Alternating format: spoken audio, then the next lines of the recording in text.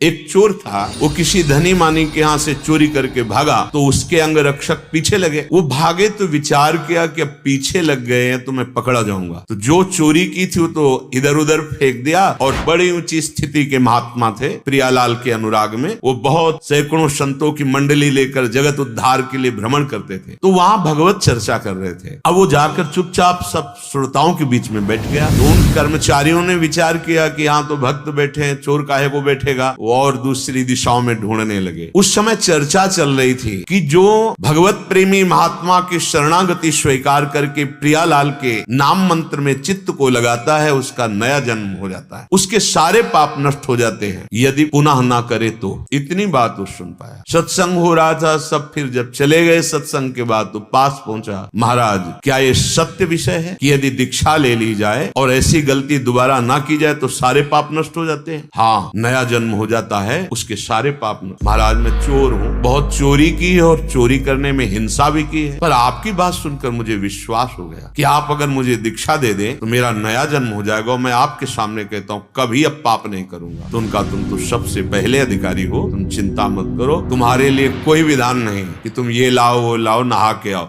अभी तत्काल कंठी बांधी और कहा आज से ये मंत्र जपो, तुम्हारा नया जन्म हो गया। सुबह तिलक लगाए निकला। अब वो खोजे ही में थे, सैनिक जन तुरंत पकड़ लिया, ये वही है जो चोरी किया था। धनी ने भी देखा, हाँ यही है, चोर है। वो बोले मैं चोर नहीं हूँ, मैंने इस जन्म में कोई चोरी नहीं की। अरे बोले बात बनाता, राजा के पास ले गए। उस समय सत्य को प्रमाणित करने के लिए एक प्रक्रिया होती थी। हाथ में नवीन कोमल पीपल का पत्ता, उसके ऊपर कच्चा सूत और उसके ऊपर जला हुआ लोहे का लाल ऐसे फाग वो रखा जाता है। अगर वो धागा झुलस गया तो तुम असत्य हो, और अगर नहीं झुलसा तो 7 कदम चलो और फेंक दो, तुम सत्य हो। ऐसा उस समय पद्धति थी। ये कहें कि यही चोर है और वो कह रहे थे कि मैंने इस जन्म में चोरी नहीं की, वही प्रक्रिया हुई। ऐसे रखा और मन में निश्चय किया, गुरुदेव आपने कहा था दीक्षा के बाद नया जन्म, और उच्च स्वर से बोला इस जन्म में मैंने चोरी नहीं की, और 7 कदम चला, फार फेंक दिया, झुलसा भी नहीं। अब राजा ने कहा इस धनी को फांसी की सजा दी जाए, क्योंकि इसने ऐसे शुद्ध वैष्णव को चोर कहा और यहाँ आकर दंड देने का विधान। अब वो बोले महाराज फांसी मत दीजिए, सही कह रहे हैं। बोले आप कैसे सही मान सकते हैं, आपको तो प्रमाण दे दे। बोले इस जन्म में चोरी नहीं की, पीछे जन्म में की थी। बोले कल की बात है, तुम पीछे जन्म? हाँ तो शाम के हमारा गुरु मंत्र हुआ है, पूरा रहस्य बताया।